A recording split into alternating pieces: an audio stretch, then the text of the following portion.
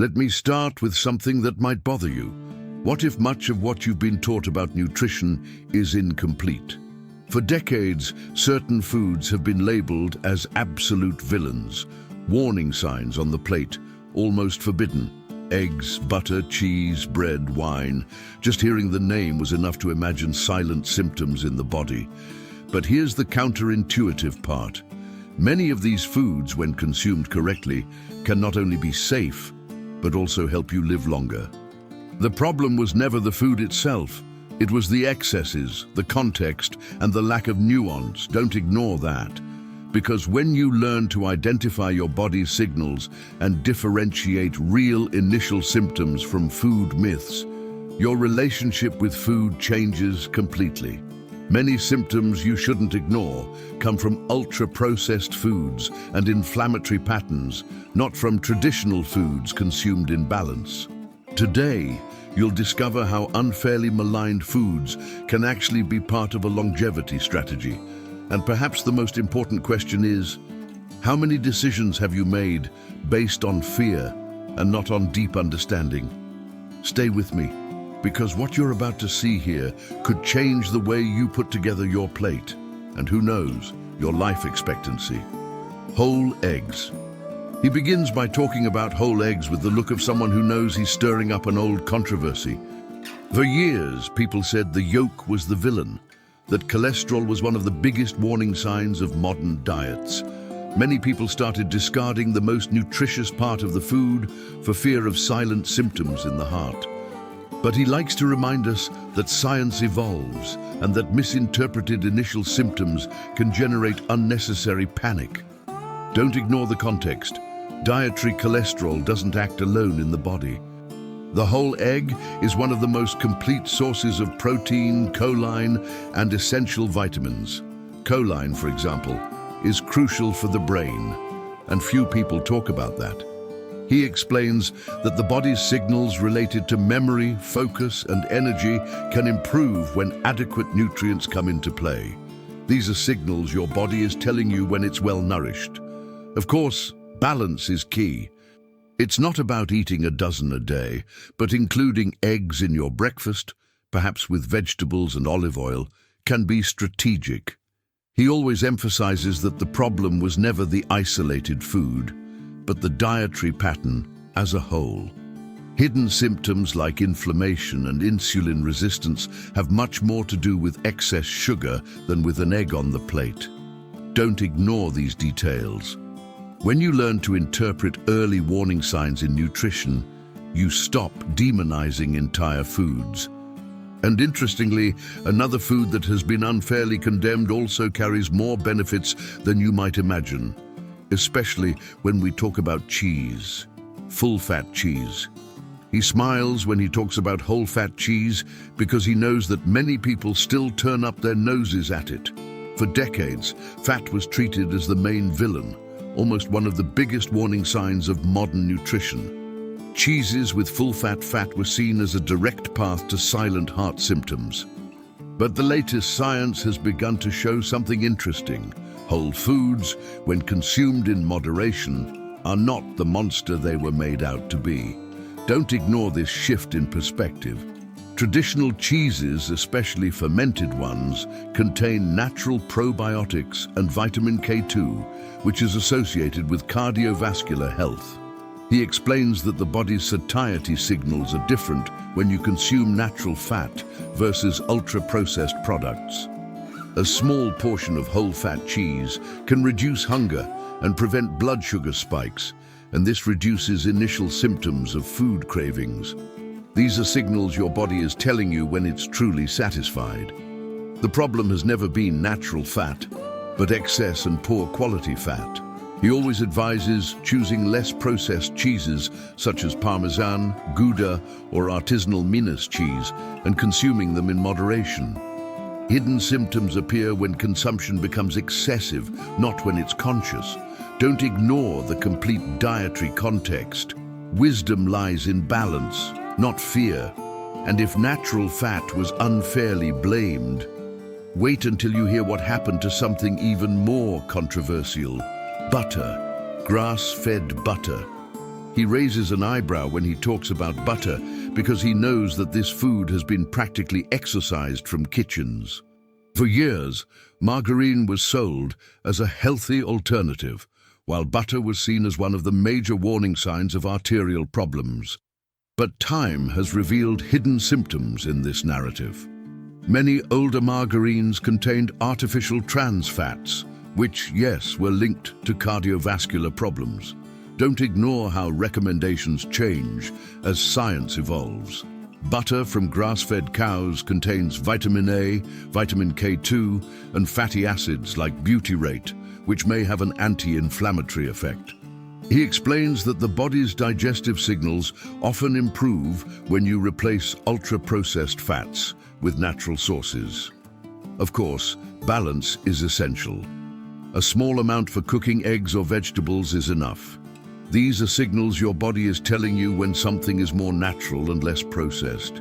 He always warns, the problem has never been butter in isolation, but the inflammatory dietary pattern as a whole. Silent symptoms like weight gain and metabolic resistance are much more linked to excess sugar and ultra-processed foods. Don't ignore these early warning signs. Conscious choices make a difference. And curious, isn't it?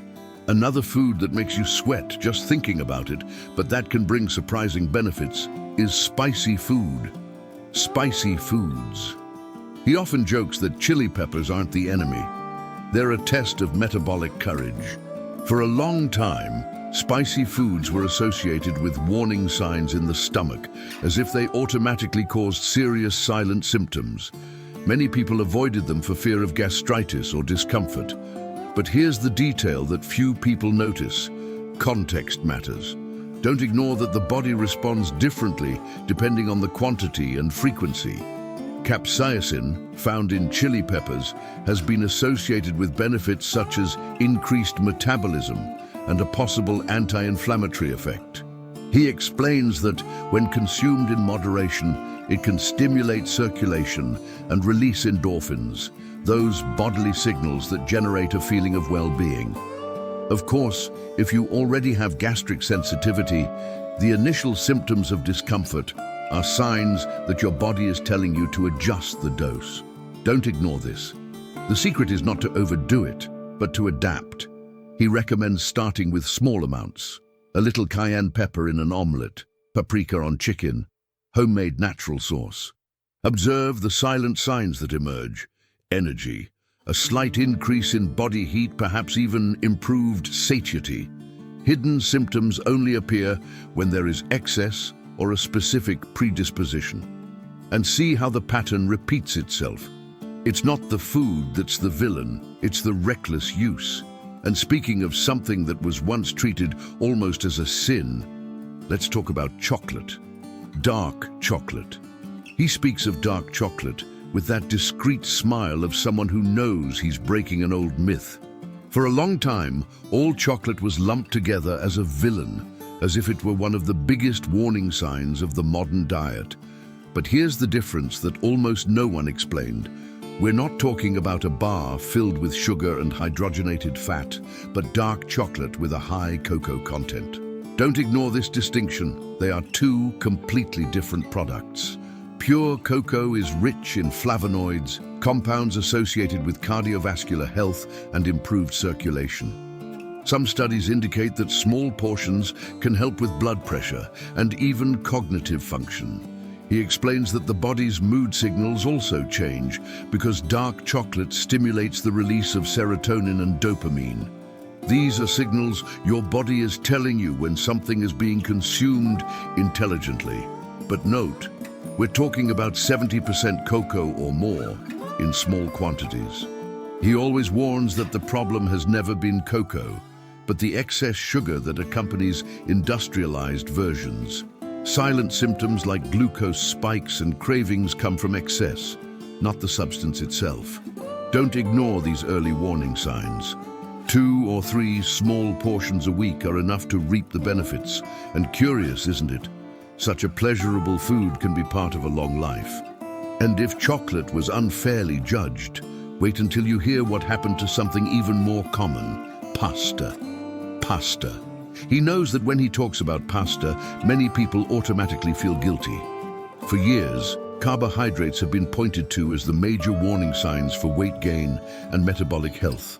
Many people cut them out completely, believing that any plate of pasta was an invitation to silent symptoms like weight gain and inflammation. But he likes to distinguish between excess and balance.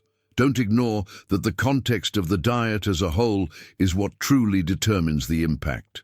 Traditional pasta, especially when made with quality wheat and cooked al dente, has a more moderate glycemic index than one might imagine. He explains that the body's signals related to stable energy depend on intelligent combinations: pasta with protein, olive oil, and vegetables. A balanced meal reduces initial symptoms of sudden blood sugar spikes. These are signals your body is giving you when there is nutritional harmony. The problem isn't the pasta itself, it's the giant plate accompanied by soda and sugary dessert. He always recommends observing your own silent signals after a meal. Do you feel stable energy or extreme drowsiness? Hidden symptoms appear when there is excess, not when there is balance. Don't ignore these early warning signs. In countries like Italy, where pasta is part of the culture, traditional dietary patterns show lower obesity rates than one might imagine, precisely because of the complete dietary context. And if pasta has been excessively demonized, wait until we talk about bread, especially the kind that ferments slowly and carries a 1,000-year history. Sourdough bread. He picks up a piece of naturally fermented bread and says something simple. This isn't the same bread you buy packaged at the supermarket. For years, bread has become an automatic synonym for warning signs in diet: gluten, carbohydrates, bloating. The silent symptoms have been attributed to it almost without proper judgment. But he makes a point of separating ultra-processed industrial bread from traditional sourdough. Don't ignore this crucial difference. The natural fermentation process reduces some of the gluten and anti-nutrients present in flour, making the food easier to digest for many people. He explains that the body's signals after consuming slow fermented bread are usually different: less bloating, smoother digestion. These are signs that your body is telling you when something has been prepared with time and method. Of course, this doesn't mean everyone tolerates it equally, but it's an important contrast. He always advises testing with awareness. Try a small portion of naturally fermented bread combined with protein and healthy fat, and observe the silent signs in the following hours. Initial symptoms of discomfort indicate a necessary adjustment. Their absence may reveal that the problem was never the bread itself, but the industrial process. Don't ignore these early warning signs, because when you learn to distinguish quality from processing, you begin to see nuances. And if traditional bread was misinterpreted, wait until we talk about something even more controversial: red wine. Red wine. He takes a deep breath before talking about red wine, because this is where the debate gets sensitive. For years, any alcoholic beverage has been treated as one of the biggest warning signs for health, and rightly so, when there is excess. But he always reminds us, the problem is not the isolated substance, it's the pattern of consumption. Don't ignore this distinction. Silent symptoms arise when moderation disappears, not when there is conscious balance. Red wine, especially in small quantities, contains resveratrol and other polyphenols associated with cardiovascular health. He explains that in regions like southern France, moderate consumption within a balanced lifestyle is linked to good longevity indicators. These are bodily signals that reflect context, not exaggeration. Of course, if someone presents initial symptoms such as dependence or difficulty controlling their intake, these are signs that their body is telling them to stop.